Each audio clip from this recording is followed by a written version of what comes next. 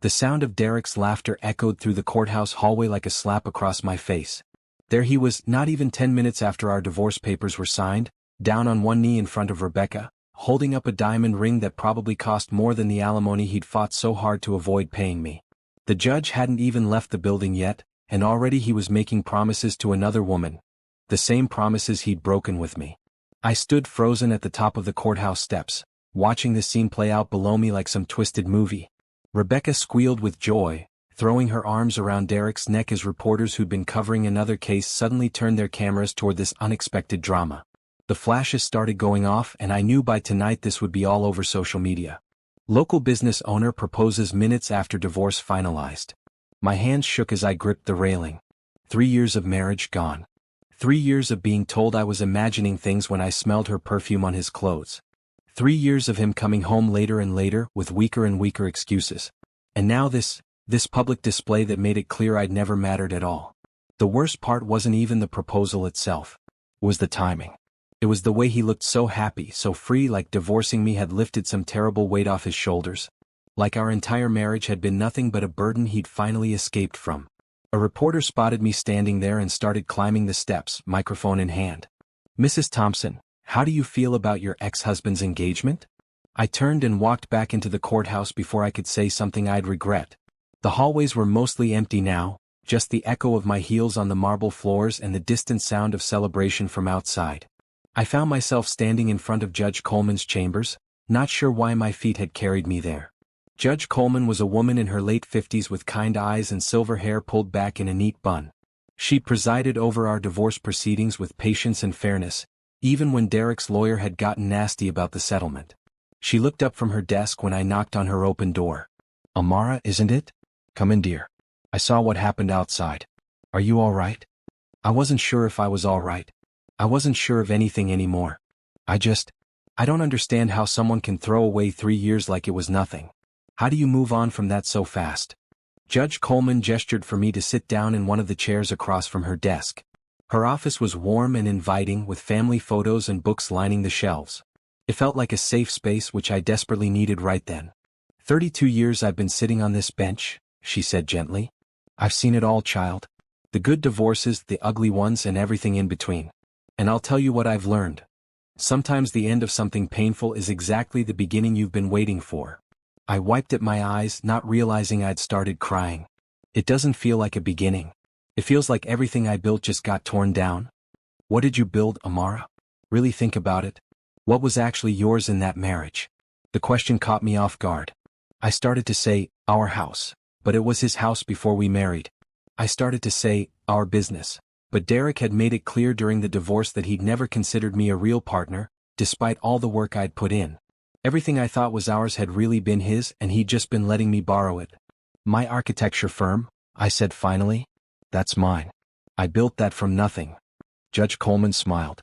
"Now that sounds like something worth building on. Tell me about it." For the next hour, I found myself talking about my work in a way I hadn't in years. During my marriage, Derek had always changed the subject when I talked about my projects. He'd made little comments about how cute it was that I had my little business, even though my firm was actually doing better than his restaurant. I told Judge Coleman about the community center I'd designed in East Atlanta, how proud I'd been when they chose my proposal over 3 bigger firms. I told her about the affordable housing project I was working on, how I'd been trying to create beautiful homes that working families could actually afford. I talked about my dreams of opening a scholarship program for young Black women who wanted to study architecture. "Sounds like you've got plenty to build," Judge Coleman said when I finally paused. "Sounds like maybe this divorce freed up some energy you can put into things that actually matter." Something about the way she said it made me sit up straighter. She was right. For the past 3 years, I'd been pouring energy into trying to fix a marriage that was broken from the start. I'd been trying to make Derek see my worth instead of just knowing it myself. As I left Judge Coleman's office, I felt different somehow. Lighter but not empty. More like I'd put down a heavy bag I'd been carrying for too long. The sound of Derek's laughter from outside couldn't touch me anymore. Let him have his moment. I had work to do. Walking out of the courthouse, I pulled out my phone and called my sister Denise. "Hey, it's done. The divorce is final." "How are you holding up?" she asked, her voice full of concern. I looked back at the courthouse, then ahead at the city where I'd built something real with my own hands. I think I'm ready to start building again. That night, I sat in my new apartment, a small place I'd rented downtown while the divorce was being finalized, and spread my current project plans across the dining table. The affordable housing development suddenly looked different to me. Not just like work but like hope. Like proof that I could create something beautiful and lasting. The next morning's newspaper had a small story about Derek's proposal, complete with photos. But tucked away on page 6 was a bigger story about the city approving funding for my housing project. 500 families would have safe, beautiful homes because of work I'd done. That felt like a much bigger headline to me. 3 months after the divorce, I was standing in an empty field in southwest Atlanta, hard hat on my head and blueprints in my hands, watching the foundation being poured for the first phase of Harmony Village. That's what we decided to call the affordable housing development. A name that came from Mrs. Ruby Thompson, my grandmother, who'd lived through integration and had strong opinions about what made a community work. Harmony ain't about everybody being the same, she told me over Sunday dinner the week before groundbreaking. It's about different folks finding ways to make beautiful music together. Grandma Ruby had been my anchor through the divorce. At 78, she'd lived through enough heartbreak and triumph to have perspective on both. She'd lost Grandpa Joe after 45 years of marriage, not to another woman but to a heart attack that took him while he was working in their garden. She'd raised 4 children mostly on her own while he worked 2 jobs, then helped raise me and Denise when our parents died in a car accident when I was 16. Building something that lasts, she'd say whenever I visited her little house in Decatur, that takes patience and strong foundations. You can't rush it and you can't do it with the wrong materials. Looking back, I think she'd been talking about more than just construction. The morning I got the call that funding had been approved for Harmony Village was the same morning Derek's engagement photos showed up in the society pages. Rebecca was wearing a dress that probably cost more than most people's monthly rent, and they were posing in front of his restaurant like they were some kind of power couple. I'd felt a little sting looking at those photos, not because I wanted Derek back, but because it was hard not to wonder why I'd never been enough for that kind of public celebration. But then my phone rang with the news about the project, and suddenly those photos didn't matter anymore. "Amara, this is incredible," said James Washington from the Housing Authority. "Your design beat out some of the biggest firms in the state." The review board was unanimous. They said your proposal showed the most understanding of what these families actually need. What families actually need. That had been my focus from the beginning. Not just 4 walls and a roof but homes that felt like homes. Places where children could play safely, where neighbors could get to know each other, where people could feel proud to give their address. I designed each unit with big windows to let in natural light, because I'd grown up in apartments where you needed lamps on even during the day. I'd included front porches because Grandma Ruby had taught me that a front porch was where community happened. I'd planned for a community garden, a playground designed by the children who would use it, and a small building that could serve as everything from a meeting space to a place for kids to do homework after school. Standing in that empty field, watching concrete trucks and construction workers, I felt something I hadn't felt in years. Purpose. Not just the satisfaction of completing a project, but the deep knowledge that this work mattered. "Miss Thompson?" A small voice interrupted my thoughts. I turned to see a little girl, maybe 8 years old, standing at the edge of the construction site with a woman who was probably her mother. "I'm Emma," the girl said, not shy at all. "Mama says we might get to live in one of these houses. Is that true?" I knelt down to Emma's eye level. She had bright, curious eyes and her hair was done in 2 neat braids with colorful beads that clicked when she moved her head. "That depends on a lot of things, but I sure hope so. What do you think about it?" "I think it looks like the houses in my picture books," Emma said solemnly. "The ones where families are happy and have cookouts in the backyard." Her mother, who introduced herself as Shanice, looked embarrassed. "I'm sorry, she just got excited when she saw the signs. We've been on the waiting list for affordable housing for 2 years now." "Don't apologize," I said, standing up. "Emma's exactly who I was thinking about when I designed these homes. Would you like to see the plans?" For the next 20 minutes, I showed Emma and Shanice the blueprints, explaining how each home would have its own small yard, how the playground would be visible from most of the kitchen windows so parents could cook dinner while keeping an eye on their children, how the community center would have a library corner and computers for homework help. Emma listened to everything with the serious attention of someone much older. When I finished, she looked up at me and said, "You must be really good at making dreams real." That sentence stayed with me for weeks. Making dreams real. Maybe that's what architecture had always been for me, even when I was a little girl drawing house plans on the backs of church bulletins while Grandma Ruby sang in the choir. During my marriage, Derek had often made fun of what he called my social justice phase. He couldn't understand why I turned down high-paying commercial projects to focus on affordable housing and community buildings.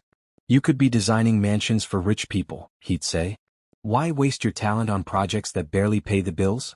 But standing in that field, watching Emma's face light up as she imagined her family having a real home, I understood something Derek never could. This wasn't about the money. This was about using whatever gifts I had to make the world a little bit better. The construction progressed faster than I'd expected. The workers were mostly local guys, including several who would eventually qualify to live in Harmony Village themselves. There was something beautiful about watching men build homes for their own families, putting extra care into every detail because this wasn't just another job. By the end of the 4th month, the first row of houses was starting to look like actual homes. The walls were up, the roofs were on, and you could walk through and start to imagine families living there. I made it a habit to walk the site every evening after the workers left, checking progress but also just soaking in the reality of something I'd dreamed becoming something real. One evening, as I was doing my usual walkthrough, I heard singing coming from one of the unfinished houses. Following the sound, I found Marcus, one of the construction supervisors, sitting on a sawdust-covered floor with his guitar, playing what sounded like an old gospel song. "Sorry, Miss Thompson," he said, starting to pack up his guitar. "I didn't think anyone was still here." "Don't stop on my account," I said. It sounded beautiful. "What song was that?" "Something my grandmother used to sing. How I Got Over. You know it?" I did know it. Grandma Ruby used to hum it while she cooked Sunday dinner, and I'd heard it in church countless times growing up. It was a song about surviving hard times and coming out stronger on the other side. "Mind if I listen for a minute?" I asked. Marcus started playing again, and his voice filled the empty house with something that felt like hope. How I got over, you know, my soul looks back and wonders how I got over. Sitting there in that unfinished house, listening to that song, I felt like I understood something important about what we were building. It wasn't just houses. It was the foundation for people to get over whatever they'd been through and start building something new. 6 months into construction, Harmony Village was starting to look like a real neighborhood. The first phase of houses was nearly complete, and families were beginning to move in. Emma and her mother Shanice had been among the first to get approved, and watching Emma run around her new backyard with a huge grin on her face made every late night and stressful budget meeting worth it. But it was the community center that had become the heart of everything, even before it was fully finished. I'd originally designed it as a simple multipurpose building, a meeting room, small library, computer lab, and kitchen for community events. But somehow it had become so much more. The local elementary school started using it for after-school programs. A group of elderly residents from the surrounding neighborhoods began meeting there for their weekly card games. Teenagers had claimed one corner for studying, and the kitchen had become the unofficial headquarters for organizing everything from block parties to voter registration drives. The person who'd made most of this happen was someone I never could have planned for, a woman named Coretta Banks who'd moved into one of the first completed houses with her 3 children. Coretta was nothing like what I'd expected when I designed these homes with working families in mind. She was a nurse who worked 3 different jobs to support her kids after her husband died in Afghanistan 2 years earlier. She was also, I discovered, a natural community organizer who could convince anyone to volunteer for anything. "Amara, we need to talk," she'd said one evening when I stopped by to check on some finishing work. This was her standard greeting, and it usually meant she had identified some new way to improve the community. "What's on your mind, Coretta?" "The teenagers. They need more to do or they're going to find trouble to get into. I've been thinking we should start some kind of mentorship program, maybe connect them with professionals who can show them different career paths." This was typical Coretta, seeing a potential problem and immediately jumping to solutions. In the 6 weeks since she'd moved in, she'd organized a community garden club, started a babysitting co-op so single parents could help each other out, and somehow convinced the city to install better street lighting throughout the neighborhood. "That's a great idea," I said. "What did you have in mind?" "Well, you're an architect. Emma keeps talking about how you make dreams real. What if you started some kind of design club for kids who might be interested in building things? We could get other professionals involved too, teachers, nurses, business owners. Give these kids a chance to see what's possible." I'd never thought of myself as a mentor before, but something about the idea excited me. During my marriage, Derek had always dismissed my suggestions for community involvement as do-gooder nonsense that doesn't pay the bills. But here was Coretta, asking me to share what I loved most about my work with the next generation. "Let's try it," I said. "When do we start?" 2 weeks later, I found myself in the community center on a Saturday morning with 8 kids between the ages of 10 and 16, a stack of drawing paper, and no real plan for what we were doing. I'd been nervous all week, wondering what I could possibly teach them that would matter. Emma was there, of course, along with Marcus's daughter Kira, a quiet 15-year-old who turned out to have an incredible eye for design. There was also Jerome, a 12-year-old, who wanted to be an engineer, and several other kids who'd just come because their parents had signed them up. "So," I said, looking around at their expectant faces, "who can tell me what architects do?"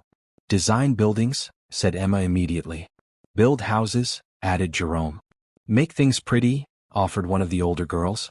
"Those are all part of it," I said. "But really what architects do is solve problems.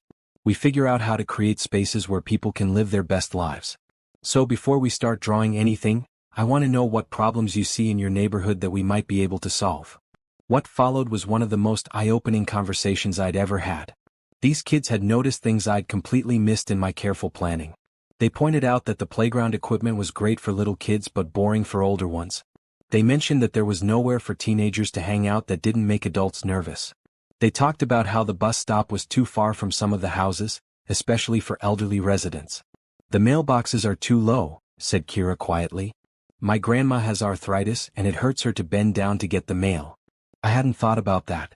In all my careful planning for accessibility, I'd missed something as simple as mailbox height. "Okay," I said, handing out paper and pencils. "Let's redesign this neighborhood. Don't worry about whether your ideas are realistic or too expensive. Just think about what would make this the best possible place to live." What they came up with over the next 2 hours was amazing. Emma designed a community library that was open 24 hours with vending machines for snacks and coffee. Jerome created an elaborate system of walking paths that connected all the houses to the community center without having to walk on the street. Kira drew a beautiful pergola structure that could provide shade for the playground while also creating a space for teenagers to gather. But it was the conversation that happened while they were drawing that really got to me. These kids weren't just thinking about buildings, they were thinking about community. About how design could bring people together or help them feel safe or make daily life just a little bit easier. "Ms. Amara," said Emma as she put the finishing touches on her 24-hour library, "do you think we could really build some of these ideas?" I looked around at their drawings, their eager faces, their absolute confidence that problems could be solved with creativity and hard work. "I think we should try," I said. That afternoon, I found myself calling my sister Denise, excited in a way I hadn't been since the early days of planning Harmony Village. "You sound different," Denise said. "Happy different. I think I found something I didn't know I was looking for." I told her about the kids, about their ideas, about how energized I felt after spending the morning with them. "Remember when you were Emma's age," Denise said, "and you used to redesign our apartment building on paper every weekend? You'd show Grandma Ruby all these elaborate plans for making it better, and she'd study them like they were actual blueprints." I did remember that. I'd forgotten how it felt to design just for the joy of imagining better spaces, before I'd learned about budgets and building codes and all the practical limitations that made dreamers into realists. "Maybe that's what was missing from my marriage," I said, surprising myself with the thought. Derek never understood that part of me. The part that believes you can actually make things better. "Well," said Denise, "sounds like you found some people who do understand it." That evening, I walked through Harmony Village as the sun was setting, listening to the sounds of families settling in for the night. Children playing in their yards, adults talking on front porches, the smell of dinner cooking in kitchens with windows big enough to let in the last light of day. In one of the houses, I could hear Coretta helping her youngest son with his homework.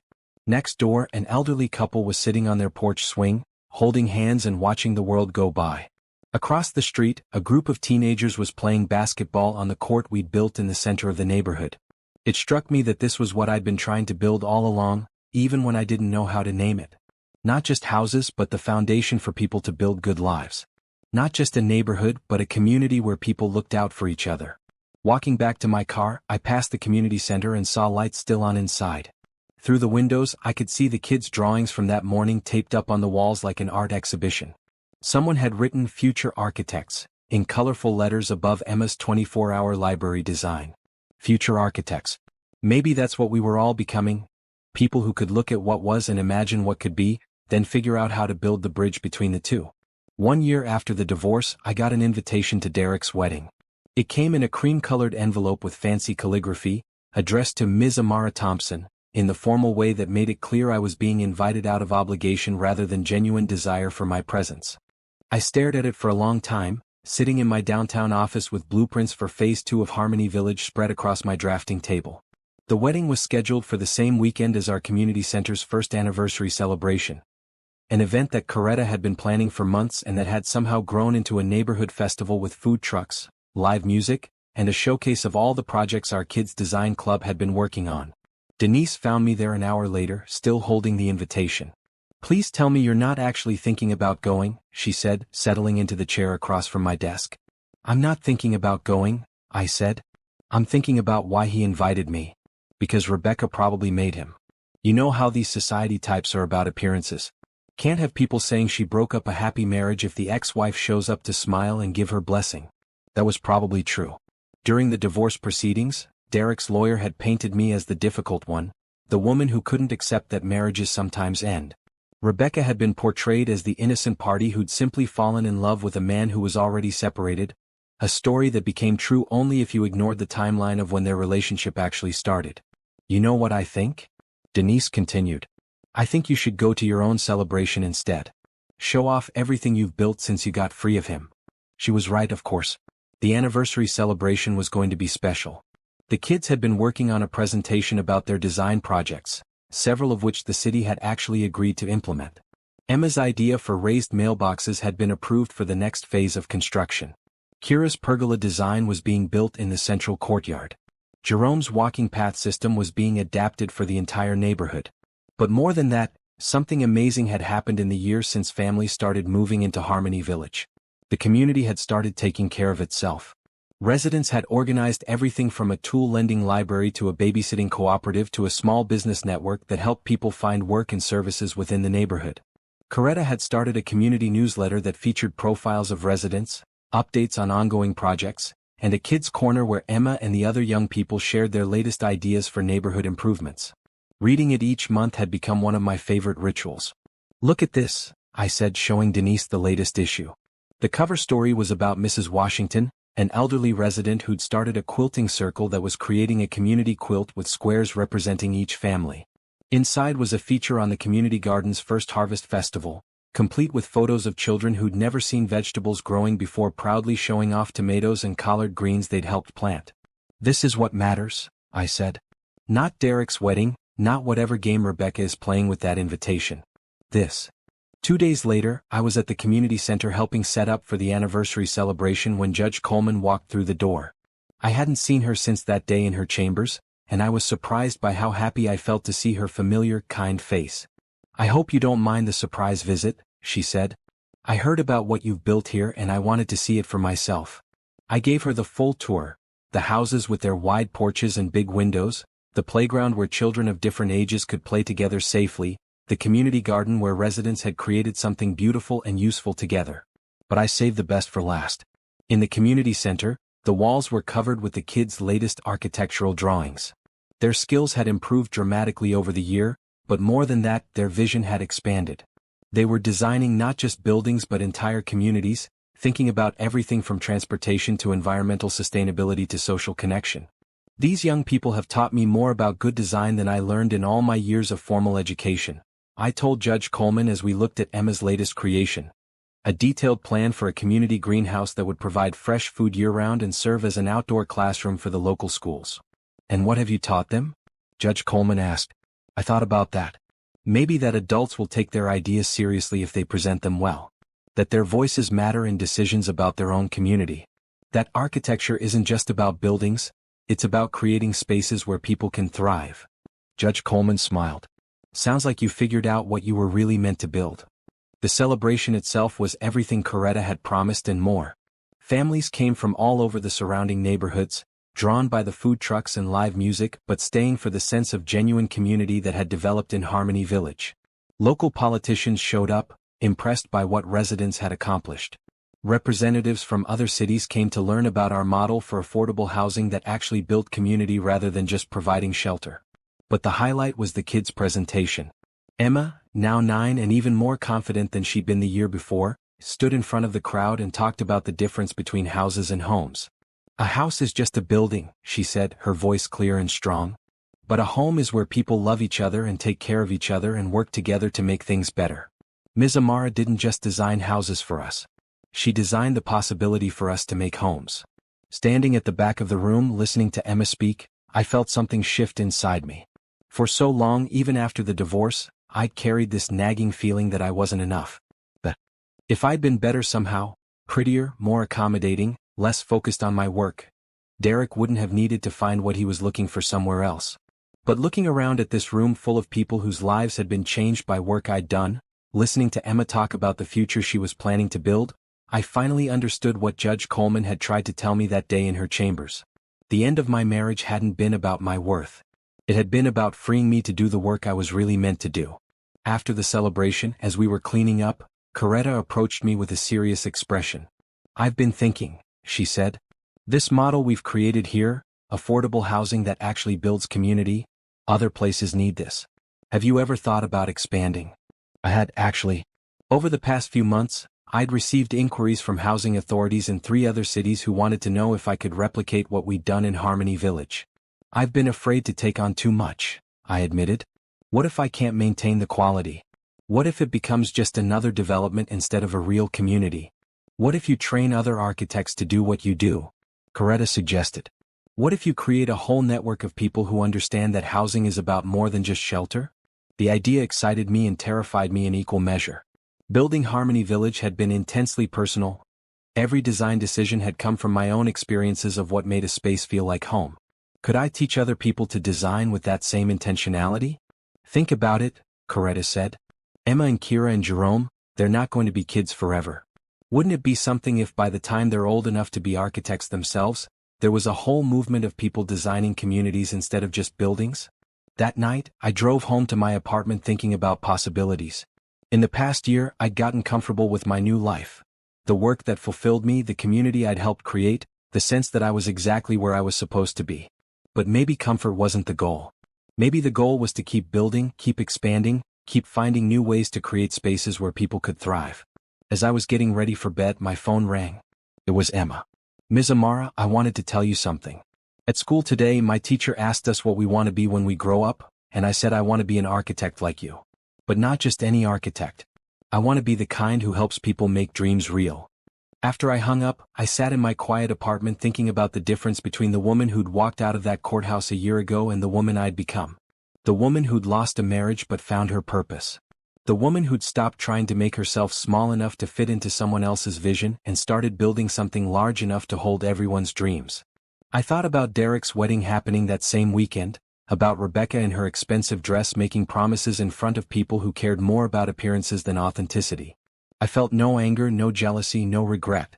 Just a quiet gratitude that I'd been freed to become who I was really meant to be. Tomorrow I would start designing Phase 3 of Harmony Village.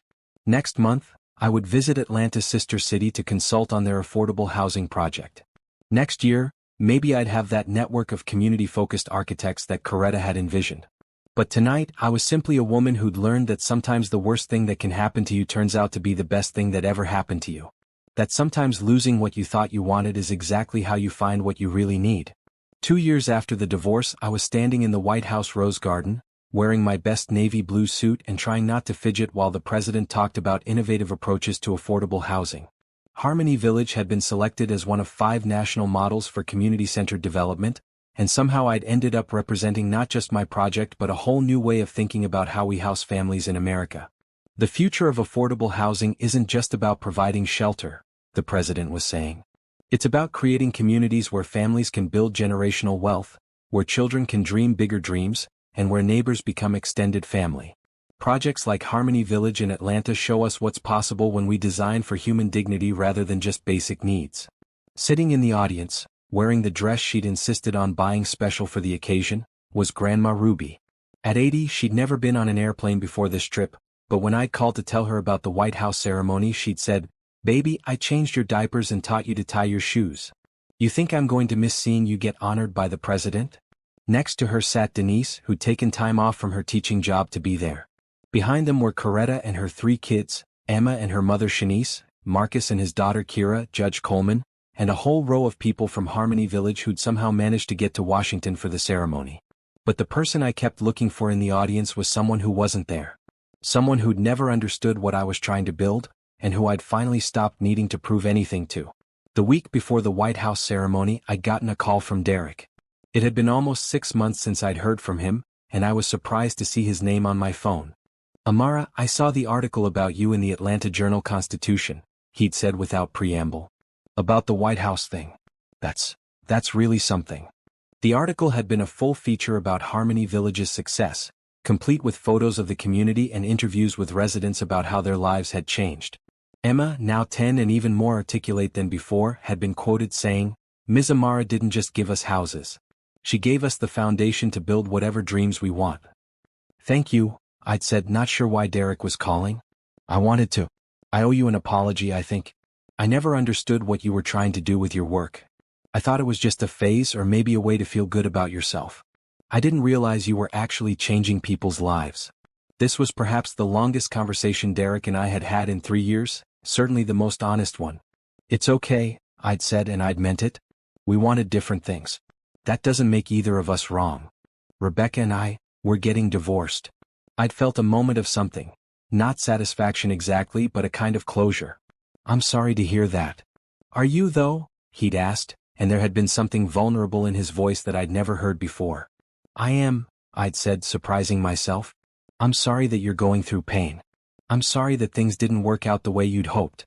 I wouldn't wish the hurt of divorce on anyone." There had been a long pause. "I keep thinking about what you said during our divorce mediation about how I never really saw you. I thought you were being dramatic, but I think maybe you were right." "Derek, that's in the past now," I'd said gently. "We both learned things from our marriage ending. The important thing is that we use those lessons to build better lives going forward." After I'd hung up, I'd sat in my office for a long time, looking out at the view of downtown Atlanta. I'd felt sad for Derek, for the pain he was going through, but also grateful that I'd moved far enough past our relationship to feel genuine compassion for him without any desire to fix his problems or take responsibility for his healing. Now, standing in the rose garden, I thought about how far I'd traveled from that courthouse steps moment 2 years ago. Not just physically, though this was certainly farther from home than I'd ever imagined being. But emotionally, spiritually, I'd become someone I barely recognized. Someone who took up space confidently, who spoke about her work with pride, who believed deeply in her own worth. After the ceremony, there was a reception where I found myself talking to housing advocates and architects from around the country. Everyone wanted to know about our model, about how we'd managed to create genuine community and affordable housing, about whether it could be replicated in their cities. "The secret," I found myself saying over and over, "isn't in the design of the buildings, though that matters. It's in designing with the community rather than for them. It's in believing that people in affordable housing deserve beautiful spaces and strong communities just as much as anyone else." A young woman approached me during a quiet moment. She looked to be in her late 20s, with natural hair and intelligent eyes behind stylish glasses. "Miss Thompson, I'm sorry to interrupt, but I had to introduce myself. I'm Zoe Davis, and I'm finishing my master's in architecture at Howard. I wrote my thesis on community-centered design, and your work at Harmony Village was one of my main case studies." "That's wonderful," I said. "What are your plans after graduation?" "Actually, I was hoping to talk to you about that. I know you've been expanding your firm, and I'd love to be part of what you're building. I grew up in public housing in Baltimore, and I've seen firsthand the difference good design can make in people's lives." This was the conversation I'd been having more and more often. Young architects, especially young black women who wanted to focus their careers on community-centered design. 3 months earlier, I'd officially launched the Harmony Institute, a nonprofit that combined my architecture firm with a training program for architects who wanted to specialize in affordable housing that built community. "Tell me about your vision," I said to Zoe. For the next 20 minutes, she talked about her ideas for adaptive housing that could change as families grew, about designing community spaces that served multiple functions, about creating partnerships between architects and community organizers. Her passion reminded me of myself at her age, but with a confidence and clarity that had taken me years to develop. "I'd love to have you join our team," I said. "But I have one condition: you have to spend your first 6 months living in one of our communities, not as an architect but as a resident. You have to understand what it feels like to live in the spaces we design, not just look at them on paper." Zoe's eyes lit up. That's exactly the kind of approach I was hoping for. Later that evening, back at our hotel, I sat with Grandma Ruby on her bed while she carefully folded the dress she'd worn to the ceremony. "I'm proud of you, baby girl," she said. But not because of that fancy ceremony or because the president knows your name. I'm proud because you figured out who you really are and what you're really meant to do. How did you know I would figure it out? I asked. Even when I was married to Derek and seemed lost? Grandma Ruby smiled. Because I watched you as a little girl, redesigning everything you saw to make it better. I watched you care about people you didn't even know, worrying about whether they had safe places to live and good schools for their children. That wasn't something you learned, baby. That was something you were born with. She was quiet for a moment, smoothing the fabric of her dress. Your mama and daddy, rest their souls, they would be so proud. They always said you were going to do something special in this world. The next morning, flying back to Atlanta, I looked down at the patchwork of cities and suburbs below and thought about all the communities that could benefit from the model we'd developed. The Harmony Institute already had projects planned in Birmingham, Memphis, and Charlotte. Young architects like Zoe were joining the movement. Residents from our existing communities were training to become community organizers in new developments. But more than the expansion, what excited me was the ripple effect I was seeing. Emma was now 11 and had started a kids' design club at her school. Jerome was in high school and planning to study engineering with a focus on sustainable communities. Kira had won a national art competition with a series of drawings depicting the architecture of belonging. Coretta had been elected to the city council, where she was pushing for policies that required all new affordable housing developments to include community building elements. Marcus had started his own construction company that specialized in hiring and training residents from the communities where they worked. Even Judge Coleman had been affected by what she'd witnessed at Harmony Village. She'd started a program that connected families going through difficult divorces with community resources, helping them rebuild their lives with strong support networks. When we landed in Atlanta, Emma and several other kids from the community were waiting at the airport with handmade signs that said, "Welcome home, Ms. Amara," and "Our architect is famous." Seeing their faces, feeling their excitement about my success, I understood something important about the difference between this moment and every achievement during my marriage. This celebration wasn't about me personally. It was about what we'd all built together. My success was inseparable from the success of the community, and their pride in my recognition was really pride in what we'd accomplished as a group. Driving back through Harmony Village that afternoon, I noticed new details that residents had added since I'd been gone. Someone had painted a beautiful mural on the side of the community center. The community garden had expanded with new raised beds and a greenhouse built from Jerome's original design. Several houses had added wind chimes or garden flags or other small touches that made them uniquely theirs while still fitting into the overall harmony of the neighborhood. That evening, I sat on the front porch of the community center, watching children play in the twilight while their parents talked and laughed from their own porches. The sound of life being lived well filled the air, conversations in English and Spanish, music from different houses, the soft thunk of basketballs and the click of dominoes. Emma found me there, as she often did, and settled onto the porch swing beside me. "Ms. Amara, I have something to tell you," she said with the serious tone she used for important announcements. "What's that, sweetheart?" "I've been thinking about what I want to be when I grow up, and I still want to be an architect. But not just any architect. I want to be the kind who helps kids like me believe that where they come from doesn't limit where they can go." Looking at Emma, this confident, thoughtful child who'd grown up knowing that her ideas mattered, that adults would listen to her vision for making the world better, I felt a deep satisfaction that had nothing to do with awards or recognition. "You know what I think?" I said. "I think you're already that kind of architect. You've been designing possibilities since the day I met you." As the stars came out over Harmony Village, I thought about the woman I'd been 2 years ago, standing on those courthouse steps watching her marriage publicly end in the most humiliating way possible. That woman had felt like her life was over, like everything she'd built had been torn down. But that woman had been wrong about what she'd actually built. The marriage had ended, but the foundation, her talent, her values, her deep belief that everyone deserved beautiful spaces and strong communities, that foundation had been solid all along. It just needed to be freed from a structure that was never strong enough to support it.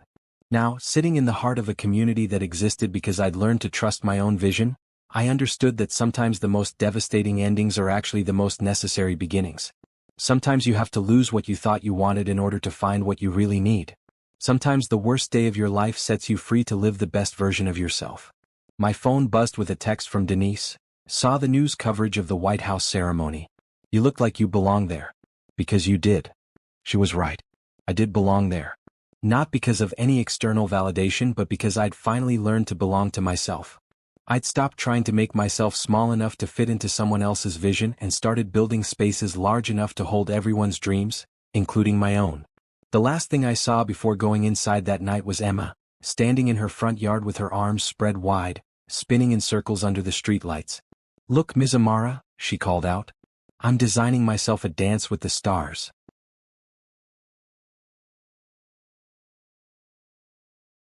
Watching her spin, fearless and joyful and absolutely certain that she could choreograph her own relationship with the universe, I knew that the most important thing we'd built in Harmony Village wasn't houses or community centers or even sustainable neighborhoods. We'd built a place where children could grow up believing that they were the architects of their own dreams. And that, I thought, was a foundation strong enough to support anything.